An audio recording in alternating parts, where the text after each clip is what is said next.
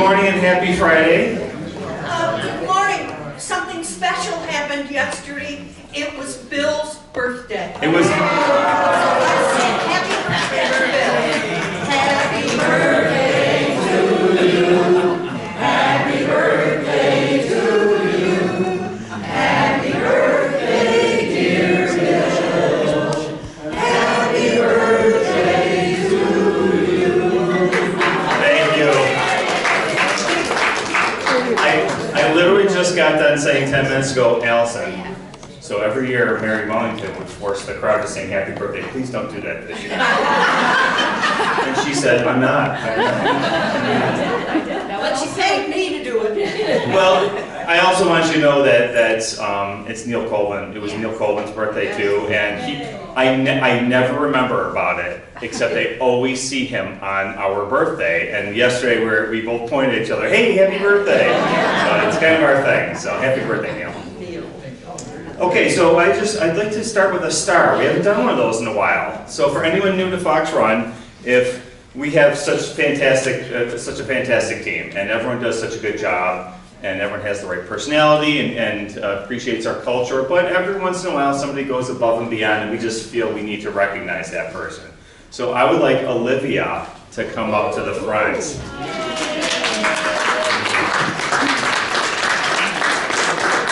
So Olivia is our cook in assisted living, and she does a great job.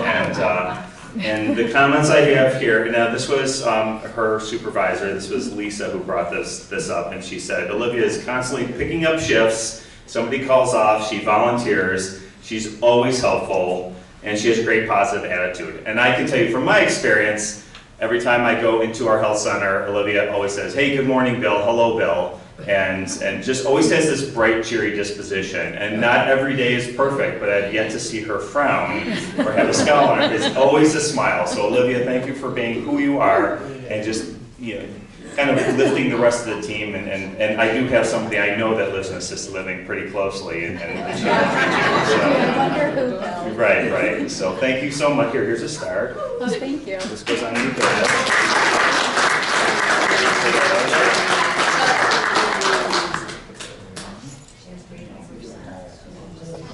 Did you want the microphone and say anything to the crowd? I'm good. Okay. All right. Well, thank you so much, Olivia. We really appreciate it. And happy belated birthday. Oh, thank you.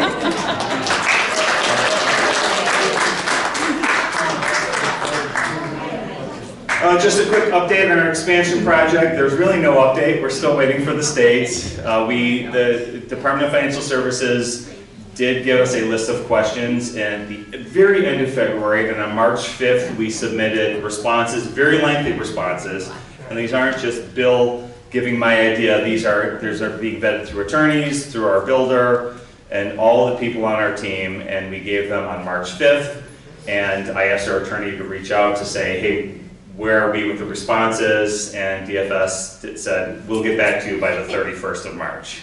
So it's just so easy for them to delay 1 week, 2 weeks, and in the meantime, we're still in the process of coming up with our GMP, which is gross maximum price. Essentially, our construction management company, which is Lehigh, right here in Orchard Park, they send out bids to subcontractors to do specific pieces of this project, and they've been getting some of those. So we're pretty close to getting a number what the total cost is going to be, but unfortunately we can't really do anything until the DFS approves it. But as I said, in the meantime we're doing what we can to keep things rolling, and I'm happy to say the Resident Council Expansion Committee, I hope I said it right, led by, it's with Dick Bear, Jim Biddle, and Peg Fletcher. They actually met with Lehigh and to talk about some of their concerns, and I think and you'll get a report from Dick Bear at the resident council meeting, but essentially it was all about communication. So stay tuned for his report, but it was actually a very well received meeting and felt like a very collaborative effort. So there's good news there. Yes, Pat, or I'm sorry, Sue. What about the tariffs that Trump is invoking? How is that going to affect it? So Sue's question is, what about the tariffs? And it's such an unknown, and the tariff conversation is a mix of real tariffs and posturing. We really don't know how it's going to play out. There's genuine fear among some of the subcontractors that their prices, their supply prices are going to go up, specifically lumber is a big one. But at the same time, we don't know where it is, and in a way, and this is, I'm really convoluting it here, these delays by the DFS could help, because all that could iron itself out by the time we get approval and the actual bids come in. So it's really an unknown. I'm told that some of these subcontractors are giving their prices, they're itemizing everything, and then they have a line called tariffs. And some are asking, well, we don't know yet, we may have to increase by 10%, 15%, whatever it may be. So yeah, it could very well have a significant impact, but we just don't know yet, because right now it's chatter. Thank you. You're welcome. Okay, so with that, I'm going to hand the mic off to Allison for some announcements. Good morning, everybody. First announcement I have, I know Wendy Bachman was here at the last coffee hour talking about the Sips, Suds, and Sweets event that's taking place on campus here on Wednesday, April 3rd. You've probably seen all the baskets around. You can still buy tickets for those. Up until Monday, the tickets will increase on Monday to $75 for the event. So the pre-sale tickets now through Sunday will be $65. That is a ticketed event. Includes beer, wine, all your sweets. But you are welcome to attend, tell your friends, tell your family, or if you'd like to just buy raffle tickets for the baskets, there's a lot of nice prizes out there. Jackie and Rowan are looking for volunteers for the gift shop, specifically the Thursday shift. That shift is 11 to 1. We are looking for some subs too for the gift shop, so if that interests you, please see Jackie and Rowan. This coming Wednesday is our pancake breakfast supporting the Alzheimer's Association. So that's $8. All the proceeds benefit the Alzheimer's Association. You can come down to the bistro starting at 8 o'clock. You get pancakes, coffee, orange juice, sausage, and eggs. It's a really great cause. That's from 8 to 10, so please come down and support that event. And the last announcement that I have is you'll be getting a memo in your mailbox today. Special Cares, who does all of our emergency pull cords, all the pendants that you wear, they're going to be doing their annual testing next week. So this will all be outlined in the memo coming out today, but they will have to enter into your apartment. They will be testing all the pull cords and testing all the purse pendants. If you are not in your apartment or your patio home during this time, someone will contact you to make sure that your pendant gets tested. Does anyone have any questions about Alan? I forgot about that. Yes. Are you sure April 3rd is on a Wednesday? I'm sorry, Thursday, April 3rd. I'm looking the 4th, that's why I thought, oh my God. Thank you for the correction, yes. Sips, Suds, and Sweets is Thursday, April 3rd. A lot of dates going on all the time, so thank you. Anybody else? Okay, well, I would first like to thank Ken Kaczynski for bringing and inviting our speaker in today. We are really excited to have David Fakes. He is a retired social studies teacher from Kenton. He's a Canisius graduate. He's also an FA, I'm going to refer to my biography notes that Ken sent, so thank you. FAA licensed commercial pilot and a qualified flight instructor. He's also a docent at the Niagara Aerospace Museum, so please give David a warm welcome this morning.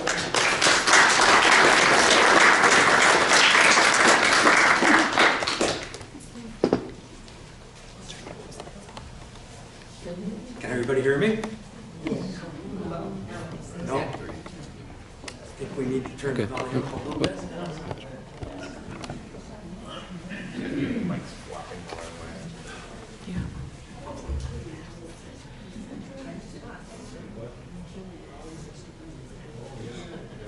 Okay, everybody. The mic has to go closer. Put it right in the middle. They're right in the center.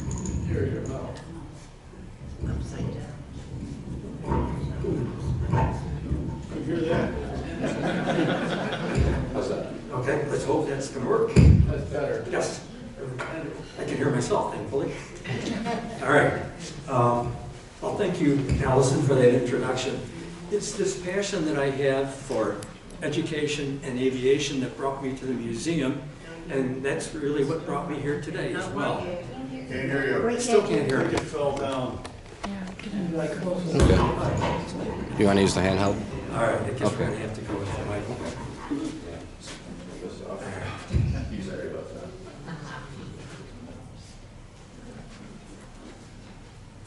Stiff collars. So everybody got me now? Yeah. All right. Still in business here. So among other things, a little bit to add to what Allison mentioned already about myself. First of all, don't be misled by my youthful looks today. Can you hold the microphone up a little higher? Hold closer, okay. Yeah. Yes. Among other things, I'm part of the very first of the baby boomer generation. I was born in Niagara Falls, raised in the LaSalle section of Niagara Falls. Anybody familiar with that area? We were only like 2 or 3 miles from the Bell Aircraft Factory.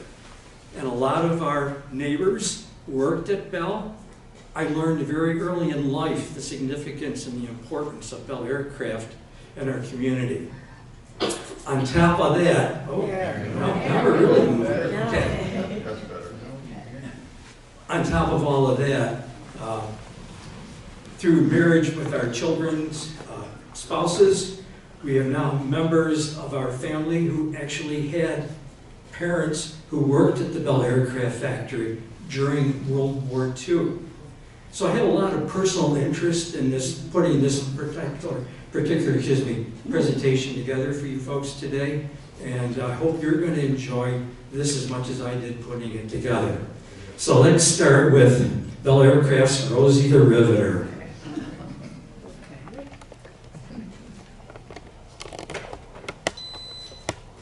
All right, this is the Aerospace Museum. This is where Ken and I are docents. We're located right at the Niagara Falls International Airport, and that's us in the middle. To the very left of that, we have an archives, and a library, part of our museum, and most materials that you're going to see today come directly from our archives material, especially the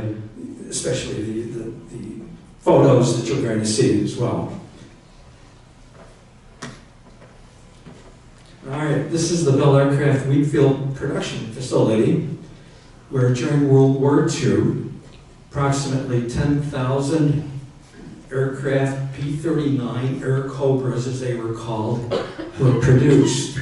You can see on the left-hand side there what was called an upgraded version of the P-39 and P-63. We'll see that in a minute. But this is a huge factory. They had almost 1 million square feet of production floor. And this was certainly an important part of the war effort in World War II, and especially, as we're going to find out, our Rosie the Riveters. I have a question. Yes? What was the approximate date of that previous slide? All right. The factory was built in 1941. That was a government project. A lot of what was happening here in Western New York, Curtis is the same situation. The government was building aircraft factories all over the country. The one that most people knew about was in Dearborn, Michigan, where they made the consolidated B-24 bombers. It was just an entire war effort going on in our country at that particular time. So yes, this next slide is going to show you. There's the Bell factory in the background, that blue building with the blue top. And this is what was called the Bell P-39 King Cobra, an upgraded version of the P-39. And among other things, I'm not sure if you know what the letter P stands for. Pursuit. In those days, they had pursuit aircraft, air-to-air interceptors, and that's what this particular aircraft, the P-39 and the P-63, were designed to do. These are aircraft interceptors. Today they call them F-15s, F-16s, things like that. But this was the terminology for that day. And among other things, maybe you come across a term like a B-24 or B-17, B for bomber. If you came across something like the C-46, cargo, yes. So there's always an explanation as to why they use not only the letters, but the numbers in designating what an aircraft is and what its purpose is. All right, now on to our Rosie the Riveters. All right, these are the iconic posters that most people can see that we had in our country during World War II. We're going to find out exactly who these women were. They were the iconic, like I said, posters that everybody knows were part of World War II and that effort to recruit women. That was the important part here. During the first parts of the war, 1941-42, the men were in the factories. They were producing these aircraft. They were also making the tanks and the ships and everything else that was a part of the war effort. But as the war went on, men were being drafted, men were in uniform, so who's going to man that production line if it's not the women? And that was the purpose for these particular posters. All right. Now, here's the one that I enjoy the most, because we get to actually meet who these women were. It was J. Howard Miller who designed that particular poster, We Can Do It. And at first we thought it was the woman on the left who was the sort of the inspiration for that. But later on we find out that it's actually the woman on the right. Her name is Naomi Parker Fraley. She was a waitress before she went into the workforce at a Naval Air Station in Alameda, California. She was the one that J. Howard Miller took a photo of, and then the inspiration for this particular poster. Now, the interesting thing that you can't see in the photo to the right there is that she's wearing a bandana. It's in black and white.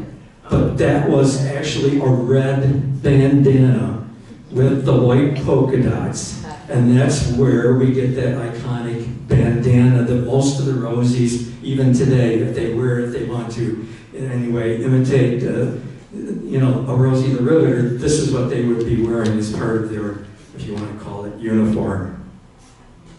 All right.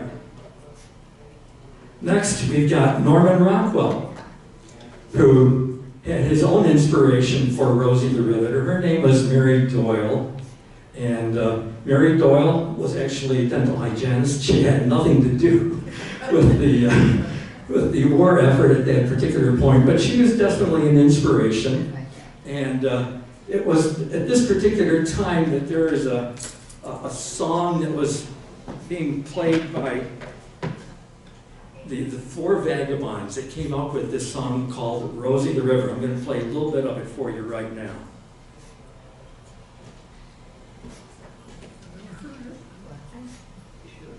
Let's see if I can get this going. No.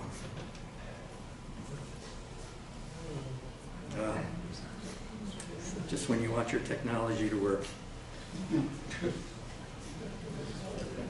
All right.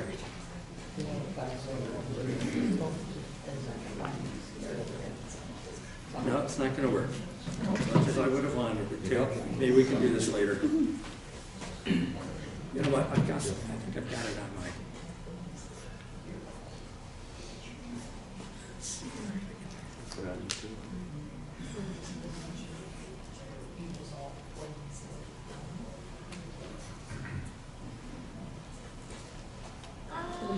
There we go.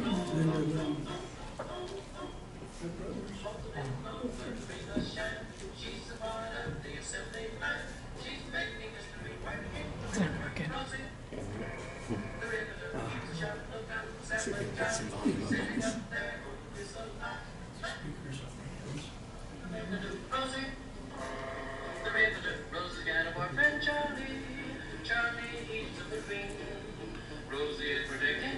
Well, at least you get the idea. Okay, thank you.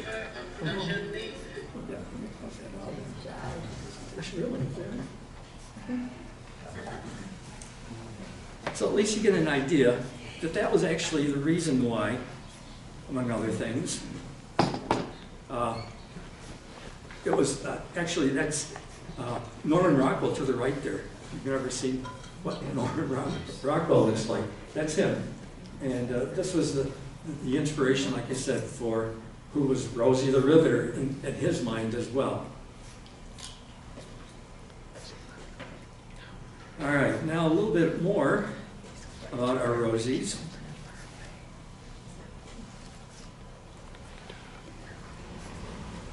See if I can advance this.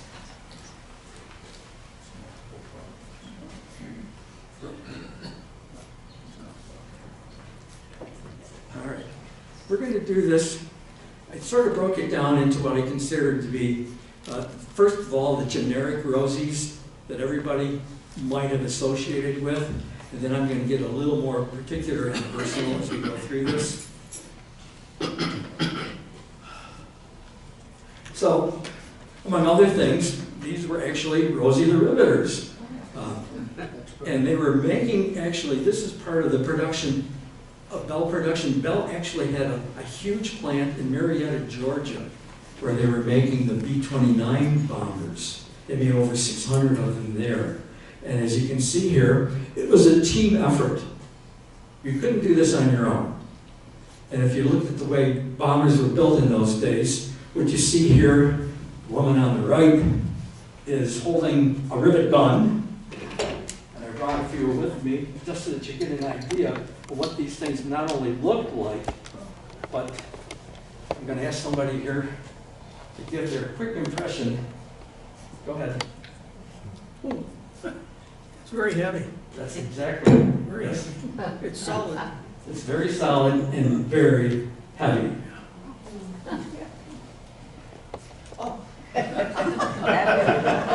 Not heavy, yes. It's enough that. Right. So you had to be a little bit young to do this, right?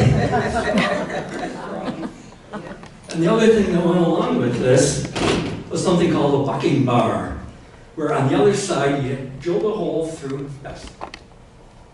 You're drilling a hole through the metal, and you're driving this rivet. Actually, I could show you a little bit of what this looked like. This is a quick imitation of what they were building. This is just a little thing that I put together. You put the rivet through this hole, and on the other side, this ear hammer is driving it against this bucking bar. That's what you're going to get, a huge sound as they were producing these aircraft. Among other things, it was one of the hazards and also one of the problems if you were especially a women riveter. First of all, here, it was a common plight or problem for women that they would lose their hearing as well as the men who were working on the assembly line here. But another part of their problem was the weight of these rivet guns.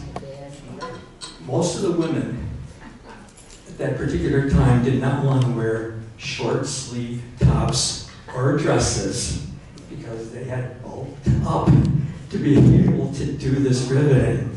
And they were a little shy on if they were outside, you know, in their civilian life, doing anything as far as presenting themselves. So among other things, yes, the hazards of being a Rosie the Riveter was not uncommon.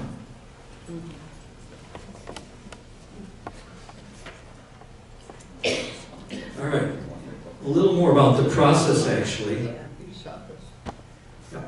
This is again from the Bell factory in Niagara Falls, and we've got women, they're assembling what's called the tail section or the elevator section of a P-39.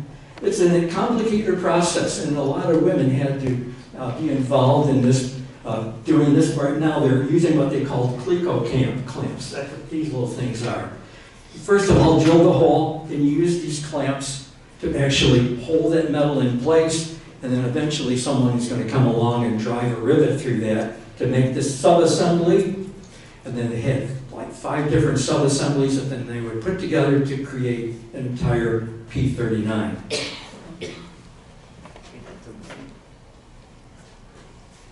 All right. And there's actually a process, a step in doing this. You would drill the holes, you would clamp the metal, you would insert the rivet, your ear hammer, you have your ear hammer and your bucking bar, and that was the way that, among other things, you put an aircraft together during the war years. I actually brought this manual with me. It's on the table if anybody's interested in seeing it later. This was like a manual that was used to explain what the process was. This was before World War II. Actually, this came out of the University of the State of New York. This is a manual that used to train and certify machinists and metal workers. And this, before the war, you had to be certified to actually produce aircraft or to be a riveter. And later on, during the war effort years, women in particular, sadly, only had 2 to 3 weeks to learn how to do this job. So there's a division of labor, among other things, that women could do only one specific job. So if it was just the riveting and not the drilling or not the clamping, that's the way the war effort went on during the war years here. All right, this is our Bell P-39 Airacobra that we have. We call her Miss Lend-Lease. This is in our museum, and I hope truly that some of you will come to our museum someday. This is the inside of that P-39, and you can see a little bit of the type of rivets that were actually used to put this aircraft together. You've got some with raised heads. These are always on the inside of the aircraft because they don't disrupt the airflow around the aircraft. But then you're also going to see, maybe I can point this out here. This is the interior where you're not going to worry about aerodynamics, but these are flush rivets. This is on the outside, or the skin of the aircraft, it was called. And that's why you want it to be flush so that there's no aerodynamic interruption. That's what's going to decrease the speed and performance of an aircraft. So they were very careful. Anybody want to take a guess as to how many rivets went into a P-39? 10,000. 100,000. Wow. About 25,000 rivets. Wow. And that's just part of the process. All right, towards the end of the war, I've got to see if I can advance my...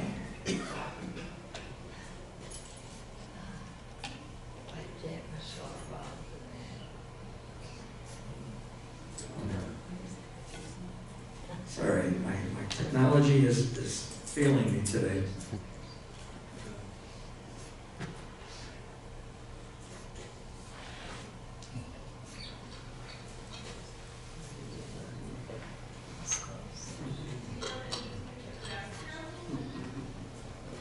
All right, because I've got a few notes that I want to be able to refer to here.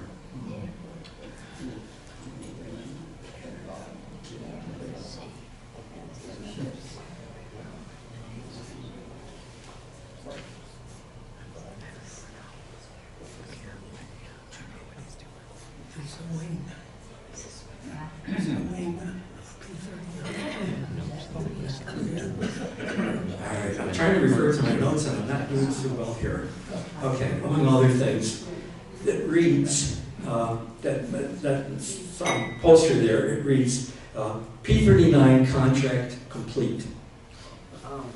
They completed 23,890 wings at the Bell Aircraft Factory during World War II. That's a huge number. And by this time, this photo was taken probably in 1944. What else do you see? Most of the women are women, yes, because again, the men are now in uniform. And if it wasn't for these women producing these aircraft, Bell would not have been providing any of the war material that it was known for.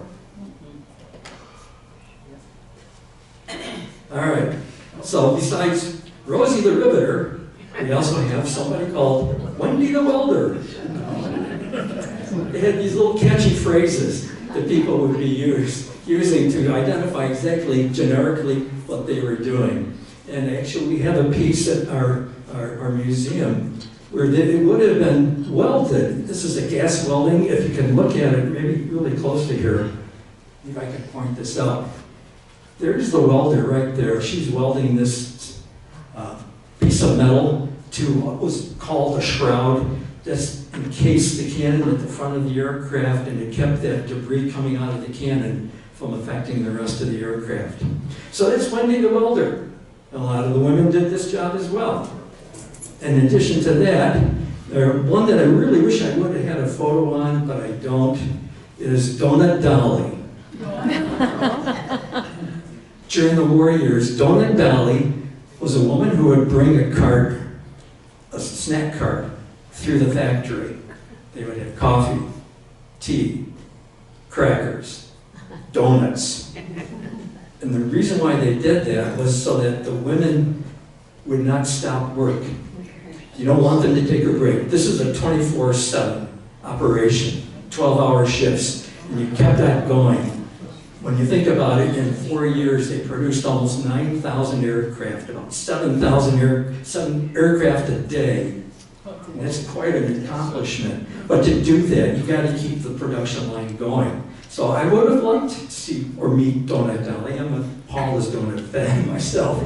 So I'm sure a lot of other women were looking forward to that particular cart to come through for them. All right. Now here's another thing that we can point out to you. These are, I had to sort of adapt this. I came up with the word Mannequin Madge. Mannequin Madge was actually a person who would produce or make the uniforms, the outfits for the Bell Aircraft women.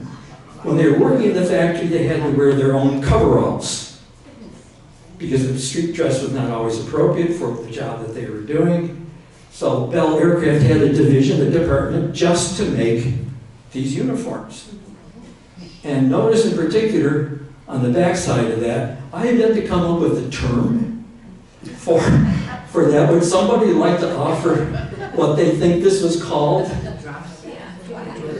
I call it a trap door. Very closely, synonymous with another word that might have been even more appropriate. But nonetheless, yeah. And notice in particular here, you can see that there are different buttons. Because during the war years, buttons, like everything else, were in short supply. So it wasn't a matter of getting the same button all the way through. If you had a button, period, you would sew it onto these coveralls. Again, you just get a real sense as to what it was like living during World War II. All right, now we've got that. I should get into this. Let me go back here because we want to read also what's on that poster there. Oh, I gotta move on. Sorry. Yeah, these are our fabricators, and I wanted to get into this little sign over here, this poster. It says, "I'm proud. My husband wants me to do my part." I'm not sure who's the prouder of the two here, but nonetheless, this is part of the war effort. It says, "See your U.S. Employment Service." This is all part of the government effort, again, to recruit women. These women are fabricating components, making components for aircraft. And if you look right in the background here, let me see if I can point it out to you. Right there. These are huge presses, hydraulic presses, where they're stamping parts of the P-39. And they also had women manning these things. There wasn't one thing that the women weren't, in a sense, fit to do or appropriate to do during the war years because they needed that labor.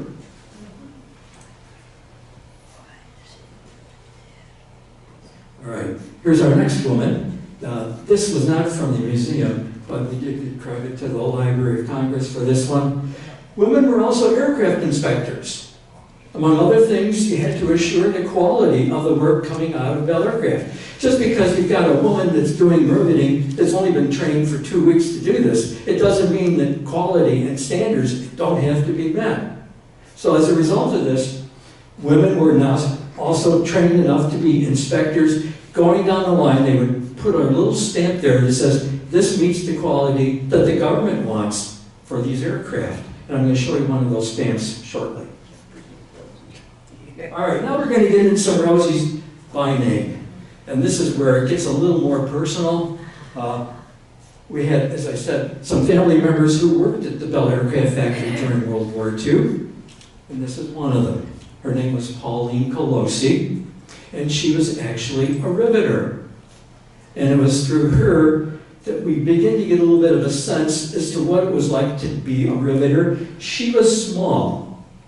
She was very petite.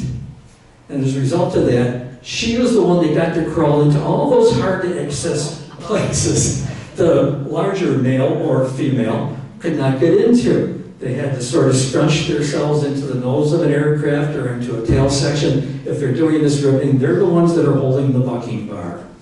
Lucky them. All right, here's another one of our locals. Her name was Grace Hancock from North Tonawanda, and she was a mechanic. She's working on the brake lines for a P-39. And if you look at that photo there, that's her husband. And he's in uniform, and he's now overseas. But she just keeps a picture of him, obviously, close by, nearby. We also have Christine McCann from Hamburg, New York. Anybody from Hamburg? Anybody remember her? No. All right. She was on the assembly line, and that was another part of the work here. Overall, Bell had probably 30–40% of their women employed towards the end of World War II, in the 44–45 time frame. Almost half of the workforce at Bell were women, and they left their other jobs to get employed at Bell because they made a lot more money and had a lot more status. So among other things, how do we know that that's Christine McCann? We know Christine McCann by name because it was her nephew who came to the museum about a year ago, and I'm giving the tour, and he looks at the picture and says, "That's my aunt." It was not uncommon for people to recognize their own family when they come to the museum. And again, this is another invite to come to our museum, please.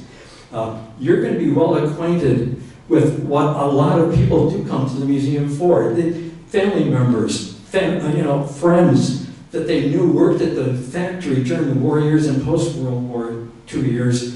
They come to just familiarize themselves with what the work was that they were doing at Bell at any particular time. Okay.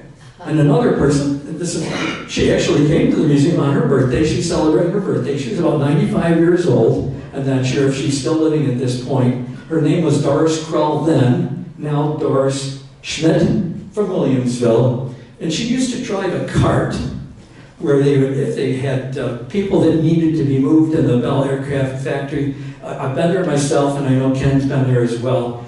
Huge corridors, almost a mile long. It's not something that you want to walk. So if somebody had to move somebody important around, or if they needed a part in a particular production department, this is what Doris did. So not everybody's a riveter, but they've got an important job at the factory. Then among other things, we have Ida Mae Oaks. Ida was another visitor to our museum. And even though Ida didn't work on our particular P-39 at that time, Miss Lend-Lease, she was so proud of the fact that she worked at the Bell factory. Ida was a Kwasane Mohawk Indian. And yes, when we begin to realize, not so much that Bell was desperate, but they did need workers. And if you were qualified and trained, it made no difference, what your background was. We needed a good, hardworking effort from whoever they were hiring. And this is a great compliment to almost all of the people in our region here in Western New York. It was an entire war effort. Nobody was excluded. Nobody knew anything but the war effort. And that was the mentality of, I'm sure maybe you've talked to your parents the same way, if they have any reminiscence questions at all about World War II. I'm sure they're going to mention the same thing, as my parents did for me. All right, now we're going to get into what I consider our very best known Rosies. We have two women in particular that we were very proud of. And it sort of goes along with the story of our aircraft. This is the one aircraft, this is one artifact, sorry, I couldn't bring with me today. This is our Bell P-39, or Cobra. It's in pieces.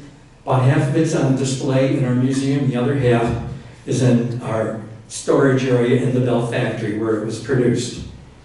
We call her Miss Lend-Lease. That's another day and another story. But this particular aircraft was one of the 10,000 made at Bell during the war years, and also one of the 5,000 that was given to the Soviet Air Force, the Russians, in other words. And this is what it would have looked like when it came off the assembly line in 1943. In November of 1943, it came off the assembly line. And this was the pilot, Russian pilot, Ivan Baranovsky. He was flying this very aircraft, the one that we have in our museum here, on November the 19th, 1943. Ivan and his aircraft went missing in action for 60 years. Nobody knew about Ivan or what happened to his aircraft.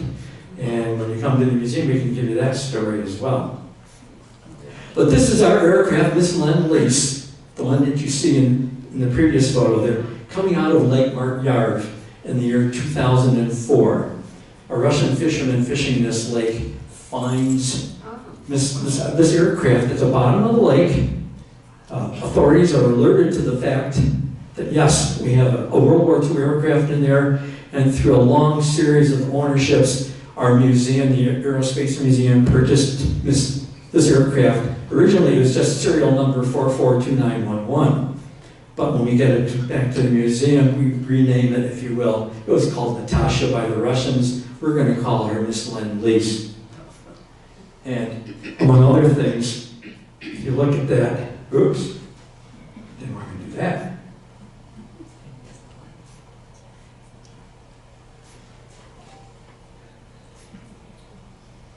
Among other things, if you look at this door is closed. Both of the doors were closed, which is another way of saying Ivan's remains are still inside. 60 years later, he was given a military funeral with honors by the Russian government, and then we purchased this aircraft, and here's the next part of the story. As we're cleaning this aircraft up, getting it ready for presentation in the museum, we begin to notice that this was not uncommon for women who worked on the production line to actually sign not just their names, but their addresses to the pieces that they worked on. So, among other things, I'm going to do this one first. This is Helen Rose, who worked or lived, at 103 Ross Avenue, Buffalo, New York. This is the back side of what we would call the arming panel. This aircraft had a huge weapons system. And I'm going to show you a little bit more about that in a minute. On the other side over here on the right, we have a cover to electrical junction box, and it was signed by Eleanor Barbertano, who lived at 322 Tremont Street, North Tonawanda, USA. That's the way she signed it. Anybody know where Tremont is? Yes, I do. Okay. It's right along the canal, not too far from the canal, right. And even more interesting, and I've asked myself this in particular, not only did she sign it once, which is right there, that's the more legible, but she signed it a second time, right through there. So I've asked myself, and I'm going to ask you that in a little while, why did she do this? Why did she sign it not just once, but twice? All right, this is the piece that Helen Rose worked on. It's called the arming panel. If you look at this on the right side here, you can see this is what armed, not actually triggered, but armed the weapon systems on a P-39. There's a right here. This is the cannon, 37 millimeter cannon. These are the machine guns in the nose of the aircraft. These are the two machine guns on the wing of this aircraft. This aircraft also had what's called a gun camera, so that the pilot could trace the accuracy of his shooting, if you will, while he's flying. And among other things, it's also got some basic equipment to turn some of the other systems on for this particular aircraft. All right. On the back side, right there, this is where Helen Rose would have signed her name.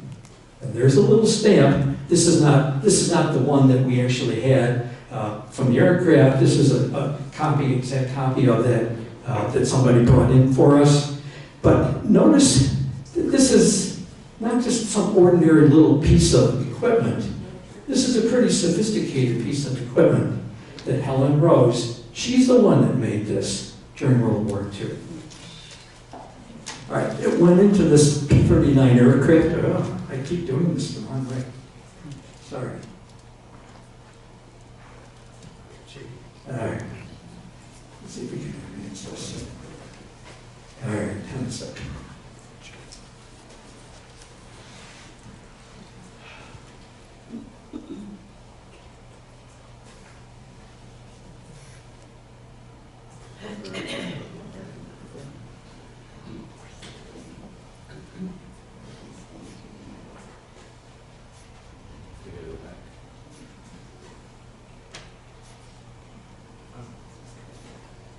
All right, we're getting there. Yeah, there we go. Okay. So this is the piece that Helen Rose made, and there's that inspector stamp. Okay. You get a better picture of this. All right. Well, I'm going too fast here. Somehow I'm not getting what I particularly need or want.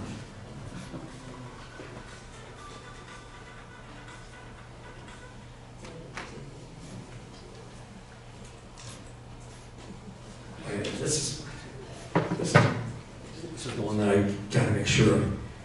Notice this is where Helen Rose signed her piece, and that's where it would have been signed on this other piece that we have as an exact copy or replica of this. So this is Helen Rose's contribution to the war efforts during World War II.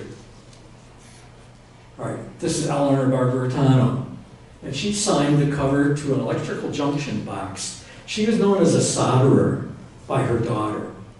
And what happens here is you've got this is a relay. There's a switch in the cockpit that you use to raise and lower the landing gear on this particular aircraft. And she's the one that welds or solders these two wires in this junction box. Wire comes in from the cockpit, and then it goes to the two motors that raise and lower the landing gear on this particular aircraft. In other words, again, think about what exactly she is doing to make this aircraft work. So now, the question that I asked the visitors to the museum, I'm going to ask you right now. If you want to volunteer, any thoughts? There's no, as I used to tell students, there's no correct answer on this one. So, among other things, somebody want to take a guess. First of all, why did these two women not only sign their names, but even their addresses for the pieces that they worked on? Anybody want to volunteer? Go ahead.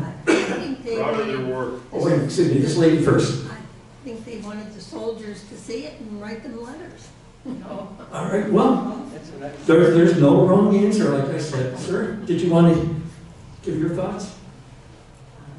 Jim? Huh? Oh, me. I was the one that. Oh, yes, go ahead. Yeah, I think it's because they were proud of their work and they signed for it. They took credit for how good it was. Okay. Anybody else?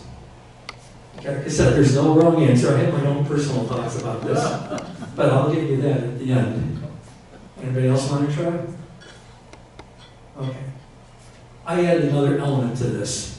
When I look at the purpose or the work that they were working on, I think that these women were so confident in the work that they had done. Not just proud, but confident. Because if this thing doesn't work, if that arming panel doesn't work, if those gear don't go up and down, what happens? You're going to have to scrub the flight, or the mission is not going to be accomplished. These women provided a critical component to these aircraft. So not only are they proud, but they're confident. Today in the aviation field, if you know anything about that, to be a licensed mechanic, you actually have to sign your name to the work that you're working on to verify that the work is accomplished in a proper way, that it meets all the requirements and certifications for that work. And that's what these women, to my point of view, and not that you're not wrong either. As a matter of fact, in a second I'm going to show you. Oliver Barbertano's daughter, Sandra, that we've had communications with, this is what she says. My mother was very handy with things like soldering, and I'd ask, how did you know how to do that? And she would say, oh, it's what I did during the war. They were proud of what they did at the factory. This is Sandra talking about her mother. My mom had told me about that, says Harold. It was probably something a bunch of teenage girls thought was hilarious. Now and then a pilot would write to one of them and thank them for the good work that they had done. So that little contact with the outside world. Now here's her son. Through a separate marriage, later on, Barbara Ulmer had another child by the name of Mark Salter. And he says, as I recall, she said they did this in the hopes of receiving a letter, not necessarily from a pilot, but from a mechanic working at an airfield that might have to repair or replace a component on this aircraft. I know she was proud of the work that she did. I think it was just a custom amongst the workers. And they did it for fun and to connect with other people in the places that they would not get to know. So we're learning something about these women. Yeah, they're just ordinary people who came off the streets, who worked at the Bell factory during World War II, and very generically, there are Rosie the Riveters. So I hope you enjoyed this as much as I did putting this together today. Anybody got any questions or comments? What are the hours in the museum? Our hours, we are open presently Saturday and Sunday from 11 to 4, 11 a.m., 4 p.m. Sir? Yeah, your thousands and thousands of rivets, approximately what percent of them were exposed to airflow on the outside? Very few. Let's call it the skin, the outside surface of the aircraft. You've got your wings, you've got your fuselage, you've got your tail sections, but the subassembly, that's where you saw the majority. That's where you needed the real strength. I call that the bones of the aircraft as opposed to the skin. Yes? Was there a pay discrepancy between the women and the men? Yes. That was just part of the culture in those days. Even when women and men were working at the factory early on, the women were hired at less hourly pay than the men. Yes, boo. Big boo. Yes, sir. An aside to this, in Portland, Maine during the war, there were 2,700 Wendy the welders. And when the war, they were making supply ships. Early on, three or four of them actually split in half and sank. And then there was a huge dispute about whether it was the caliber of women working. But after studying it, they found out there was a design flaw, and that the work of the woman was as good as any kind of work you could possibly expect. But it was just fascinating that they immediately blamed the women. And but going forward, they found that the women were at least as good, if not better, welders than the men. You know, there's never a question. Like I said, they had to be inspected.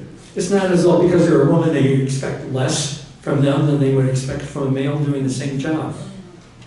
And they did at first, mostly they made tanks and ships with, they used to call them hot rivets when they built the ships. And if you ever go down to the Naval Park here in Buffalo, Long Direction, in the South Towns now, if you go to the Naval Park, yeah, you'll see that all of those ships were put together with these huge hot rivets. They would be melted almost to the point of being, you know, incandescent, and then you would drill those or put those into those big holes that they drilled, and then you'd rivet those in, and then they would cool and hold that ship together. But you're right, the women, not that they were ever considered to be inferior to the men, but it was essential that, we needed women at that particular time. They were the ones that stepped forward, and you give them credit. There are 6 million American women who stepped forward during World War II and said, I'll do this. Much to the point where, yeah, you can do this. You can do this. That was the purpose of all of these, posters and something. This is not something that we're going to just let you do because nobody else can do it. No, you can do this job. And the women were confident enough that even Helen Rose and Eleanor put their name to the work that they did. Yeah, they were confident. They not only were proud, my term again, they were confident in what they did.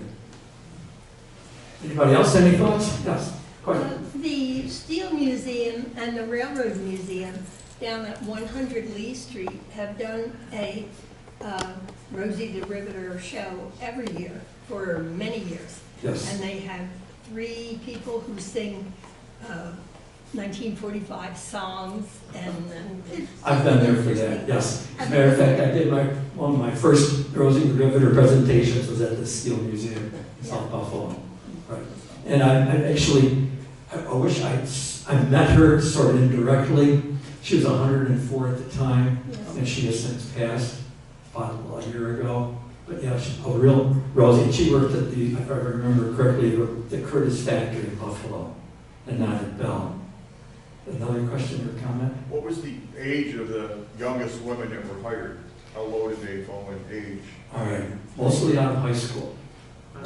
Eleanor Barbertano was 19 years old when she signed her name to that factory piece, the cover to the electrical junction box that she was working on. And a lot of people, just out of high school, no. Within 6 months, she was married. She was a very mature, I grew up at a particular time, post-World War II, where all of my family, in one way or another, had something to do with World War II. The men were in uniform, and the wives were working in factories. Actually, my own father and my mother did the same thing. My father worked in a chemical lab in Niagara Falls. He was making something called vanadium, which is an alloy that hardens steel that went into the tanks and the other armored equipment that our country was building at that particular time. And another part of that was my mother worked in what was called the Spirula factory. This was an undergarment factory for women, and I use a phrase that she's definitely supported to get out of Yes. I graduated in 1942 from high school in East Aurora, and for a summer job, either the next year or the year after, I worked not at the main factory, but in an associated building in the blueprint department, and learned to fold blueprints so they fit and file properly.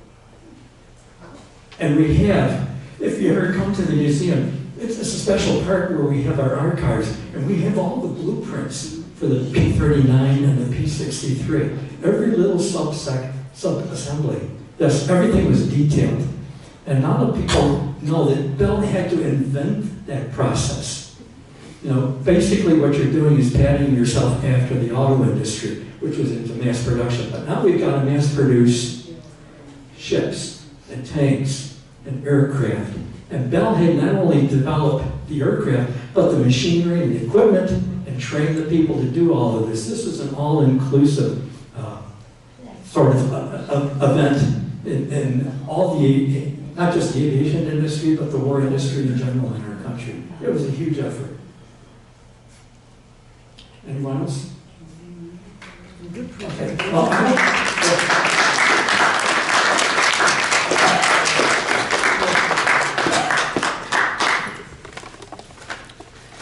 Thank you, David. On behalf of Fox Run, a little gift for you. Give David another round of applause. And one other announcement I forgot earlier, Dennis and Gretchen Juling are celebrating 65 years next week. So if anyone saw the flyers up, they are providing cookies at happy hour on Monday at 4 o'clock. So if you'd like to come down and wish them this big anniversary, we're excited to celebrate with them. Have a great weekend, everybody. By the way, if you want to see, I brought some of these materials with me from the museum. Certainly welcome to come up here and look at them. If anyone would like to see some of the props from the museum, please come on up.